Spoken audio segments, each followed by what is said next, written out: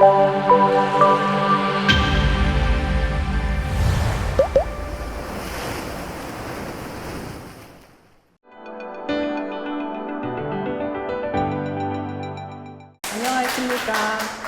네, 대구 경북과학기술인의 강사 주지연입니다. 만나서 반갑고요. 여러분, 지난번에도 우리 심해에 대해서 공부를 한번 한 적이 있는데 오늘 한 번 더 심해에 대해서 한번 공부를 해보겠습니다.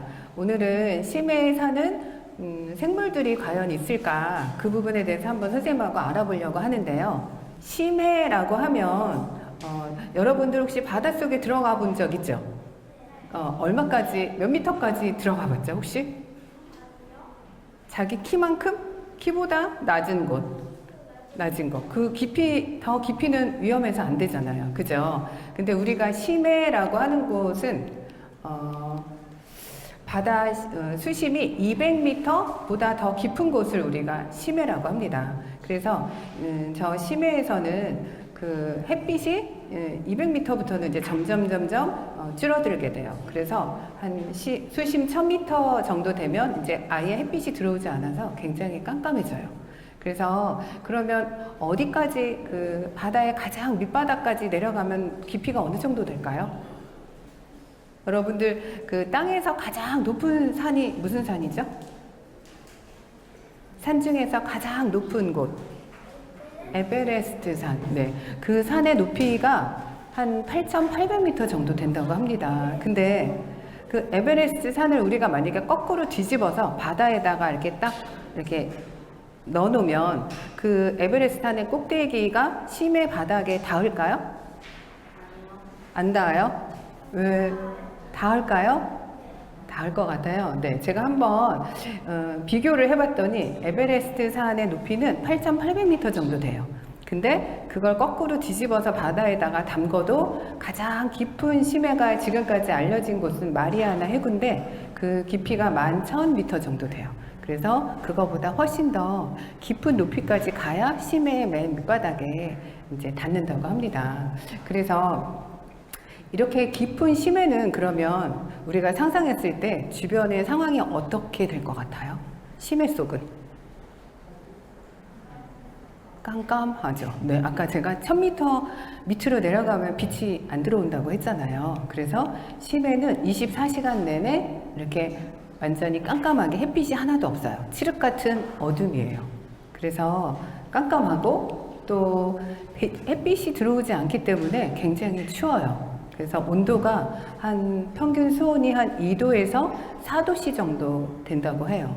요 정도 온도면 여러분들이 냉장고 문을 열었을 때 그 안에 있는 온도가 보통 여기랑 비슷해요. 차갑게 이렇게 되어 있는데 여름에 냉장고 문 열면 굉장히 시원하잖아요. 그죠? 그 정도의 온도인데 그래서 춥기 때문에 그 안에 사는 생물들은 굉장히 천천히 느릿느릿 움직입니다. 이따가 이제 동영상을 한번 제가 보여드릴 건데요. 또 아까 제가 햇빛이 들지 않는다고 했는데 그러면 식물이 살 수 있을까요? 없을까요? 네, 그래서 식물 플랑크톤이 살지 못해요. 그래서 그걸 먹고 살 수 있는 작은 물고기도 살 수 없고 또 그 작은 물고기를 먹고 사는 또 좀 더 중형의 물고기도 살기가 어렵고 전체적으로 먹을 게 부족합니다. 또 심해에는 또 어떤 환경일 것 같아요? 수압이 굉장히 높아요. 왜냐하면 바다 깊이 들어가면 내 머리 위에 물이 그만큼 많이 쌓여 있잖아요. 그래서 그 물의 높이가 내 머리를 누르기 때문에 어떤 학자들은 내 머리 위에 코끼리가 한 50마리 정도가 내 머리를 누르고 있는 정도의 수압이라고 해요. 그래서 한번 실험을 한 게 있는데 이 스티로폼 컵을 이렇게 심해에다가 가지고 갔을 때 첫 번째는 심해 100m 정도의 깊이에 있을 땐 이렇게 수축이 돼요. 여기 두 번째 작은 거는 심해 1200m 깊이까지 들어갔을 때 이렇게 수축이 되고 마지막에 2300m 정도 깊이로 들어가면 이 크기가 원래보다 한 37% 정도 크기로 줄어든다고 해요. 그럼 2300m보다 더 깊이 들어가면 어떻게 될까요? 이 컵은 더 깊은 곳으로 들어가면 네, 더 작아져서 마른 오징어처럼 완전히 납작하게 될 수도 있어요. 그래서 사람도 더 깊이 들어가면 살 수가 없을 것 같죠. 그래서 이렇게 심해는 어둡고 먹을 것도 부족하고 춥고 수압도 굉장히 높아요. 그럼 이런 환경에서 물고기들이나 생물들이 살 수 있을 것 같아요? 없을 것 같죠? 네, 물고기가 작을 것 같기도 하고. 근데 물고기가 삽니다. 그래서 제가 심해에서 찍은 그 동영상이 있는데 그걸 한번 보여드릴게요. 어떤 생물들이 사는지 한번 봅시다.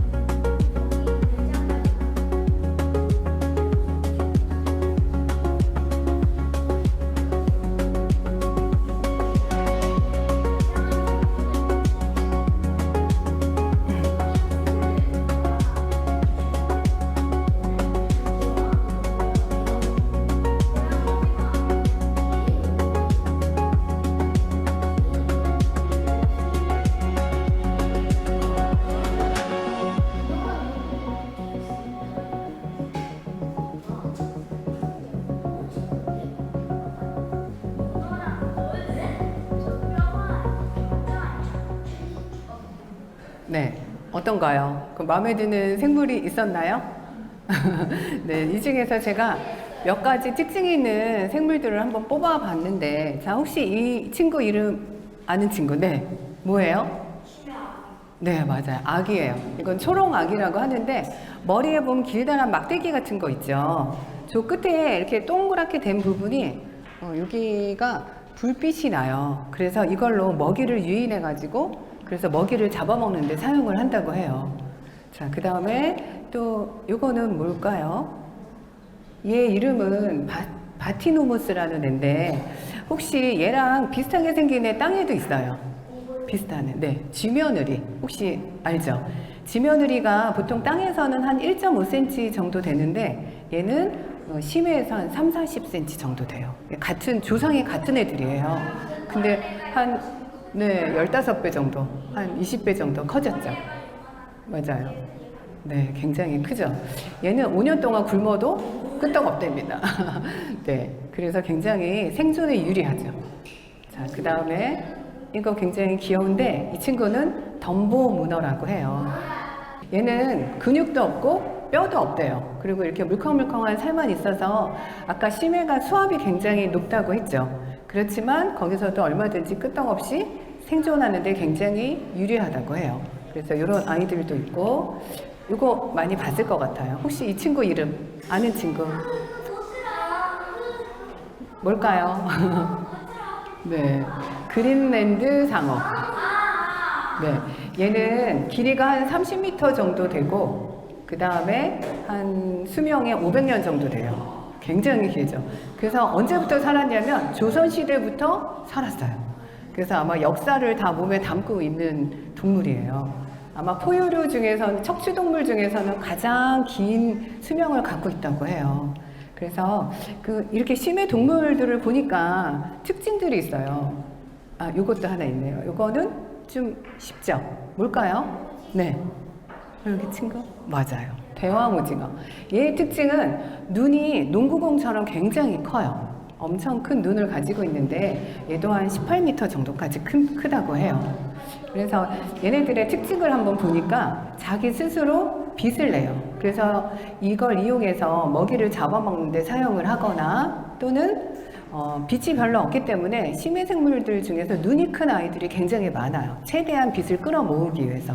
또는 먹을 게 나타났을 때 놓치지 않기 위해서 큰 입과 날카로운 이빨들을 주로 가지고 있어서 심해 생물들 보면 좀 약간 마귀처럼 뭐 괴물처럼 뾰족뾰족하게 약간 못생겼어요. 그죠? 초롱아기도 그렇고. 네. 또한 아까 왜 배럴아이처럼 투명한 친구들이 있었죠. 얘네들은 포식자한테 눈에 띄지 않기 위해서 이렇게 투명한 몸을 가졌다고 해요. 이런 특징들이 있는데 제가 한번 크기를 비교해 봤어요. 초등학생이 한 140cm 정도 우리가 평균 된다고 치고 어른이 한 170cm 정도라고 했을 때 대왕오징어는 아까 18m, 그 다음에 고래는 30m까지 크죠. 심해동물 중에 이렇게 몸집이 큰 이유가 뭘까요? 그거를 한번 과학자들이 알아봤더니 일단 환경이 아까 수온이 2도에서 4도 정도로 굉장히 차갑다고 했죠. 이렇게 차가울 때는 몸집이 크면 클수록 에너지를 더 이렇게 체온을 유지할 수 있어서 되게 생존에 유리하다고 해요. 그래서 곰도 우리 북극곰 알죠?